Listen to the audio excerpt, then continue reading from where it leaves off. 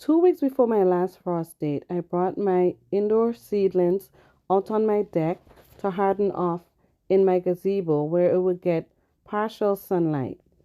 And the wind did a number on it, and I was bummed about it. Didn't know what to do, and it wasn't all the way broken off. And this is my longevity spinach. I was bummed about it. It's my first time growing it. I got some grafting tape because I bought a grafting set to try and do some grafting this year for the first time. And so I used that tape to patch it up and hold it together. I made a video on it, and lo and behold, I got some really good advice from a few people. So I took that advice, and what I did was took the top off that plant and I cut the bottom off. I made a fresh cut, and I cut all those large leaves off right there.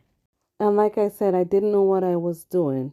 I grabbed some rainwater because I'd rather use the rainwater instead of using the water from the faucet. And I put just a tad bit in this disposable cup right here. So I went ahead, like I said, and continued cutting all those bigger leaves off. And I left a couple of the smaller leaves, and I made a little scratch at the bottom of that cutting just to stimulate the growth of the cells.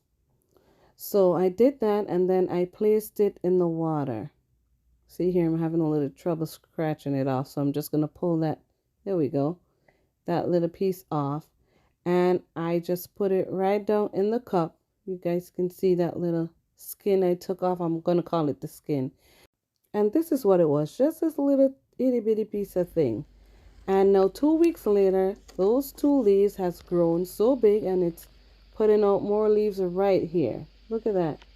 So it's still alive. It's nice and green. It's indoors near the window where it can get some sunlight.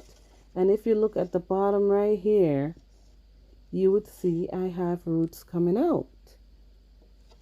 So this is definitely ready for some soil. So I'm going to go ahead and make a mixture of my local soil and some chicken compost to give it a little boost. So thank you to Mike's Chaotic Gardening, Cindy's Place, Planter Garden TV, Karen's Garden, Leslie and Bent, Holy Living, and Odom's Homestead for the advice on propagating the broken piece of plant.